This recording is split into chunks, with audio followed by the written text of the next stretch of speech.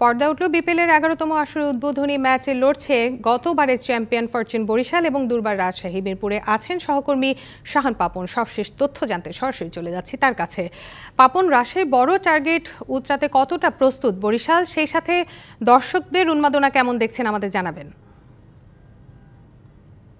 ধন্যবাদ তাসনুবা। আসলে দর্শকের উন্মাদনার কথা কিন্তু আমরা বারবারই বলে আসছি, সেটা হচ্ছে যে ঠিক কবে মানে বিপিএল এর প্রথম দিনে এত দর্শক হয়েছিল সেটা বোধহয় দর্শকরা নিজেরাও জানেন না। এত পরিমাণ দর্শক হয়েছে এবং সবাই কিন্তু আসলে একটাই অভিযোগ যে অনেকেই টিকিট পাচ্ছেন এবং তারা ভিতরে প্রবেশ করেছেন, যারা টিকিট পেয়েছেন, এবং যারা টিকিট পাননি তারা কিন্তু আসলে স্টেডিয়ামের বাইরে জড়ো হয়ে এলোমেলোভাবে ঘোরাফেরা করছেন।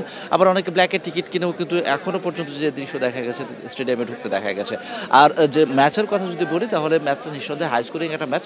শুরুটা যেভাবে হয়েছিল দুর্বার রাজশাহী আমরা দেখেছিলাম মাত্র 15 রানের মধ্যে 2টি উইকেট পড়ে যায়। মোহাম্মদ হারিস এবং জিসান আলম তারা আউট হয়ে আসলে দুর্বার রাজশাহী অনেকটাই বিপর্যয়ে পড়ে যায়। সেখান থেকে দলকে টেনে তোলেন এনামুল হক বিজয় অর্থাৎ ক্যাপ্টেন, এবং তার সাথে ছিলেন ইয়াসির রাব্বি। 140 রানের যে তৃতীয় উইকেট জুটির যে পার্টনারশিপটা হয়েছিল সেই তৃতীয় উইকেট জুটি কিন্তু আসলে জয়ের স্বপ্ন দেখাচ্ছে নিঃসন্দেহে বলা যায় দুর্বার রাজশাহীকে, এবং তারা 198 রানের টার্গেট দিয়েছে এই মুহূর্তে বরিশালকে। সেই 198 রানের টার্গেটে খেলতে গিয়ে কিন্তু অলরেডি তারা 2 উইকেট হারিয়ে ফেলেছে। প্রথম বলেই কিন্তু একটা উইকেট হারিয়েছে ফরচুন বরিশাল, যেখানে আমরা দেখতে পেলাম যে গোল্ডেন ডাক মেরেছেন নাজমুল হোসেন শান্ত। এটা আসলে কোনোভাবেই আসলে প্রত্যাশিত ছিল না, যেহেতু তিনি জাতীয় দলের অধিনায়ক। তারপরে তার এগেনস্টে যেটা বলা যায় সেটা হচ্ছে যে তিনি সদ্যই ইনজুরি থেকে উঠেছেন, এবং ইনজুরি থেকে উঠে আসার পর যদিও এনসিএলে কয়েকটা ম্যাচ তিনি খেলেছেন, সেখানেও খুব একটা যে ভালো করতে পেরেছেন তেমনটা নয়, মাত্র 2টোই বড় ইনিংস খেলেছিলেন। সেখান থেকে উঠে এসে ফরচুন বরিশালের হয়ে বিপিএলের প্রথম ম্যাচেই আসলে নিজেকে মেলে ধরতে পারলেন না, গোল্ডেন ডাক পেরেছেন। আরেক ওপেনারের কথা বলতে পারি তামিম ইকবাল, তার উপরে আসলে ভরসা অনেকখানি ফরচুন বরিশালে। সেটাও আসলে কতটা আলোর পথ দেখাবে ফরচুন বরিশালকে সেটা আসলে ম্যাচ শেষে বোঝা যাবে। তবে এই মুহূর্তে যেটা বলা চলে যে ফরচুন বরিশাল কিন্তু আসলে নিঃসন্দেহে তারা আসলে আন্ডার প্রেশারে, এবং সেখান থেকে উঠে আসতে হলে ভালো ক্রিকেটটাই খেলতে হবে। উইকেটের কথা বলতে পারি যে শুরুতে যেটা আমরা দেখেছিলাম যে সকালে ময়েশ্চার অনেকদিন এখানে খেলা হয় না, উইকেট ঢাকা ছিল কাভারে। শুরুর যে ধাক্কাটা সেটাই আসলে দুর্বার রাজশাহীকে কিছুটা ব্যাকফুটে ঠেলে দিয়েছিল।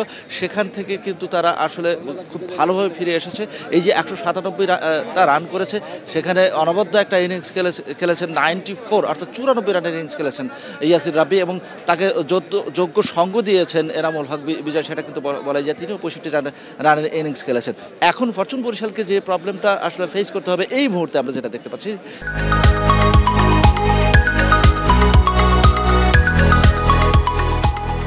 কিছুক্ষণ পরই হয়তো বা ফ্লাড লাইট জ্বলে উঠবে, অর্থাৎ শিশুরও পড়তে শুরু করবে, দিনের আলো কমে যাবে, ফ্লাড লাইটের আলোয় ব্যাট করতে হবে। ডে নাইট ম্যাচে যেটা হয়ে থাকে সাধারণত সেটাই কিন্তু হতে যাচ্ছে। ঠিক এমন একটা পরিস্থিতিতে এই উইকেটে আসলে যদি টিকে থাকা যায় তাহলে হয়তো রান আসতে পারে। আমরা শুরুতে যেটা দেখেছিলাম যে ফরচুন বরিশালের জন্য তাদের যে রেকর্ড রান সেটা কিন্তু আসলে 9-এর উপরে। সুতরাং টার্গেট মিট করতে হলে আরও ভালো ক্রিকেট খেলতে হবে, সেটা কিন্তু নিঃসন্দেহে বলা যায়। তবে ফরচুন বরিশালের যে ব্যাটিং লাইন আপ আমরা দেখেছি সেখান থেকে আসলে কতটা কি করতে পারবে তারা ফরচুন বরিশাল এই মুহূর্তে ব্যাট করছে, এবং সেই ব্যাটের যে ধারাবাহিকতাটা, রানের ধারাবাহিকতাটা সেটাই আসলে ব্যাটসম্যানদের দেখাতে হবে।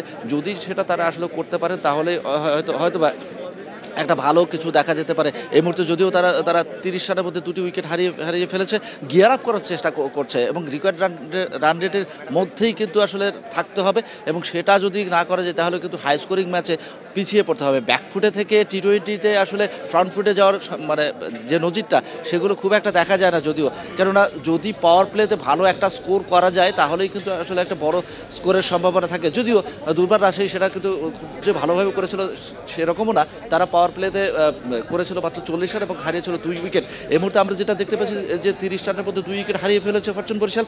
সেখান থেকে আরও ভালো ক্রিকেট খেলতে হবে, উঠে আসতে হলে নিঃসন্দেহে প্রতিপক্ষের বোলারদের উপর চড়াও হয়ে খেলতে হবে। সেই চড়াও হওয়ার খেলার মধ্যে আরও একটা ব্যাপার মাথায় রাখতে হবে, সেটা হচ্ছে যে উইকেট যত আসলে কম দেয়া যায়, কিন্তু সেইখানেই আসলে পিছিয়ে থাকছে। আমরা দেখতে পাচ্ছি যে ডিফেন্ডিং চ্যাম্পিয়ন ফরচুন বরিশাল তৃতীয় উইকেটটাও কিন্তু তারা হারিয়ে বসলো, অর্থাৎ এই মুহূর্তে সম্পূর্ণ প্রাধান্য বিস্তার করে খেলে চলেছে দুর্বার রাজশাহী, সেটা কিন্তু বলাই যায়।